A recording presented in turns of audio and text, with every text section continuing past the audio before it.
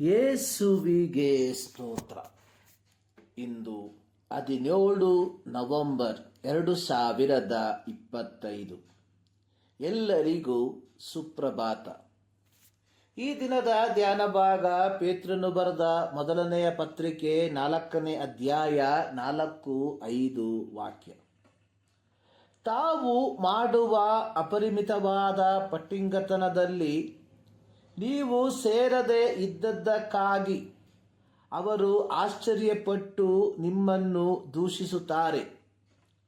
ಅವರು ಬದುಕಿರುವವರಿಗೂ ಸತ್ತವರಿಗೂ ನ್ಯಾಯ ತೀರಿಸುವುದಕ್ಕೆ ಸಿದ್ಧವಾಗಿರುವಾತನಿಗೆ ಉತ್ತರ ಕೊಡಬೇಕು.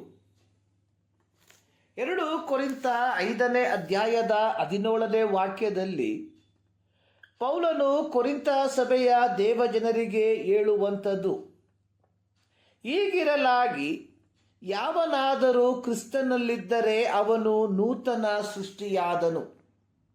ಇಗೋ, ಪೂರ್ವಸ್ಥಿತಿ ಹೋಗಿ ಎಲ್ಲ ನೂತನವಾಯಿತು. ಇದೆಲ್ಲ ಕ್ರಿಸ್ತನಿಂದಲೇ ಉಂಟಾದದ್ದು. ಪೇತ್ರನು ಪೀಡನೆಗಳ ಸಲುವಾಗಿ ಪೊಂತ, ಗಲಾತ್ಯ, ಕಪದೋಕ್ಯ, ಆಸ್ಯ, ಬಿತುನ್ಯ ಸೀಮೆಗಳಲ್ಲಿ ಚದರಿ ಹೋಗಿರುವ ದೇವಜನರಿಗೆ ಪ್ರಬೋಧಿಸುವಂಥದ್ದು. ನೀವು ಸುವಾರ್ತೆಯನ್ನು ಕೇಳಿಸಿಕೊಂಡು ಈ ಸುವಾರ್ತೆಯು ನಿಮ್ಮನ್ನು ಪರಿವರ್ತನೆಯ ಹಾದಿಗೆ ತಂದಿರಲಾಗಿ ನಿಮ್ಮ ಹಳೆಯ ಸ್ನೇಹಿತರು, ಕುಟುಂಬ ವರ್ಗದವರು, ಪರಿಚಯಸ್ಥರು ಈಗ ನಿಮ್ಮನ್ನು ನಿಂದಿಸುವವರು, ಕಿರುಕುಳಪಡಿಸುವವರು ಆಗಿರಲಾಗಿ ನೀವುಗಳು ಈ ವರ್ತಮಾನ ಕಾಲದಲ್ಲಿ ದೇವರ ಚಿತ್ತಕ್ಕೆ ಅನುಸಾರವಾಗಿ ಬದುಕುವವರಾಗಿರಬೇಕು. ಆದಿಮ ಸಭೆಯ ಕಾಲದಲ್ಲಿ ದೀಕ್ಷಾಸ್ಥಾನವು ಒಬ್ಬ ವ್ಯಕ್ತಿಯು ತನ್ನ ಹಳೆಯ ಜೀವಿತವನ್ನು ಬಿಟ್ಟು ಒಂದು ಹೊಸ ಜೀವನವನ್ನು ಆರಂಭಿಸುವ ಮುನ್ನುಡಿಯಾಗಿತ್ತು.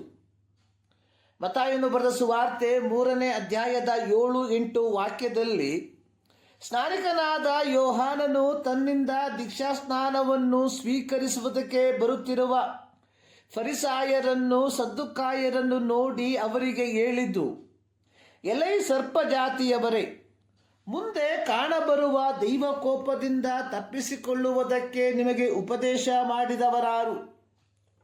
ಹಾಗಾದರೆ ನಿಮ್ಮ ಮನಸ್ಸು ದೇವರ ಕಡೆಗೆ ತಿರುಗಿತೆಂಬುದನ್ನು ತಕ್ಕ ಫಲದಿಂದ ತೋರಿಸಿರಿ.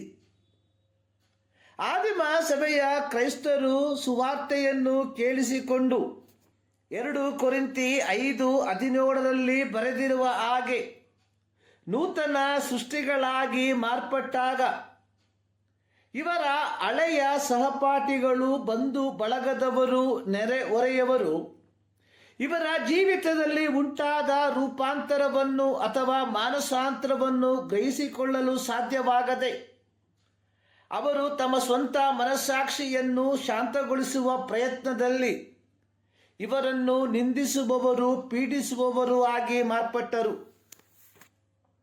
ಇಲ್ಲಿ ಪೇತ್ರನು ನೂತನ ಸೃಷ್ಟಿಗಳಾಗಿ ಮಾರ್ಪಟ್ಟ ದೇವಜನರಿಗೆ ಹೇಳುವಂಥದ್ದು, ನಿಮಗುಂಟಾದ ರೂಪಾಂತರವನ್ನು ಅಥವಾ ಮಾನಸಾಂತರವನ್ನು ನೋಡಿ ಅನ್ಯ ಮತಸ್ಥರಾದ ನಿಮ್ಮ ಹಳೆಯ ಪರಿಚಯಸ್ಥರು ಹೇಳುವಂಥದ್ದು, ಅವರು ನಮ್ಮಿಂದ ದೂರ ಹೋದರು.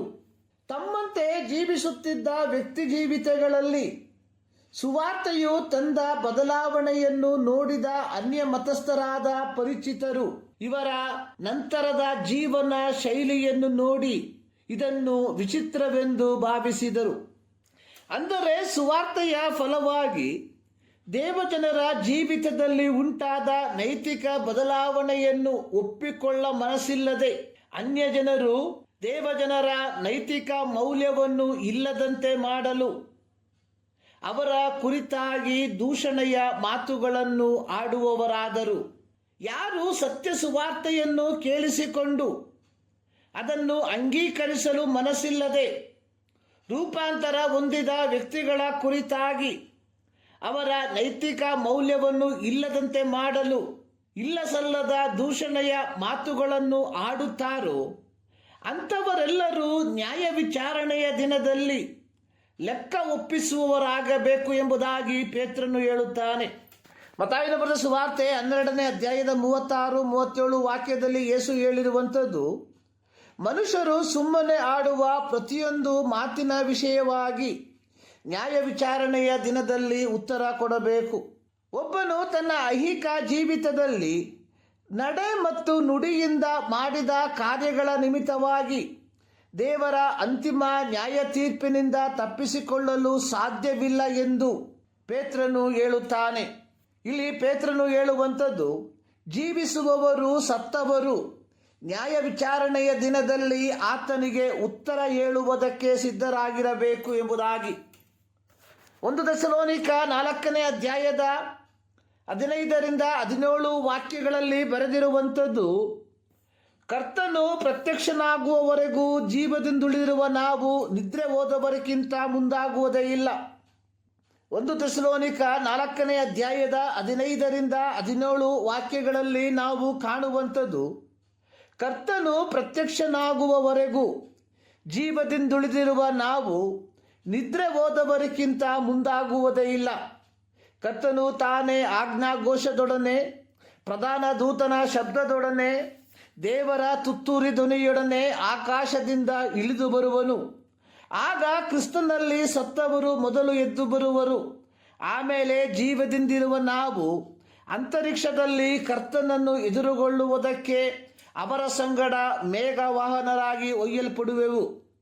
ಪ್ರಕಟಣೆ 20ನೇ ಅಧ್ಯಾಯದ 11-15 ವಾಕ್ಯಗಳಲ್ಲಿ ಸತ್ತವರ ಪುನರುತ್ಥಾನ ಮತ್ತು ಕಡೆ ನ್ಯಾಯ ತೀರ್ಪಿನ ಕುರಿತಾಗಿ ಬರೆದಿರುವುದನ್ನು ಕಾಣುತ್ತೇವೆ. ಅದರ 15ನೇ ವಾಕ್ಯದಲ್ಲಿ ಬರೆದಿರುವಂಥದ್ದು, ಯಾವನ ಹೆಸರು ಜೀವಬಾಧ್ಯರ ಪಟ್ಟಿಯಲ್ಲಿ ಬರೆದದ್ದಾಗಿ ಕಾಣಲಿಲ್ಲವೋ ಅವನು ಬೆಂಕಿಯ ಕೆರೆಗೆ ದಬ್ಬಲ್ಪಡುವನು. ಪ್ರಿಯರೇ, ಪೌಲನು ತಿಮೋಥಿಯನಿಗೆ ಹೇಳಿದ ರೀತಿಯಲ್ಲಿ ಶ್ರೇಷ್ಠ ಹೋರಾಟವನ್ನು ಮಾಡಿದ್ದೇನೆ, ನನ್ನ ಓಟವನ್ನು ಕಡೆಗಾಣಿಸಿದ್ದೇನೆ, ಕ್ರಿಸ್ತ ನಂಬಿಕೆಯನ್ನು ಕಾಪಾಡಿಕೊಂಡಿದ್ದೇನೆ ಎಂಬ ಹೇಳಿಕೆಯನ್ನು ನಾವು ಸಹ ಹೇಳುವುದಕ್ಕೆ ಸಿದ್ಧರಿದ್ದೇವ. ಈ ಮುಂಜಾನೆಯಲ್ಲಿ ಸರ್ವಶಕ್ತನಾದ ದೇವರು ಈ ಅಧ್ಯಯನದ ಮೂಲಕ ನಿಮ್ಮನ್ನು ಆಶೀರ್ವದಿಸಲಿ.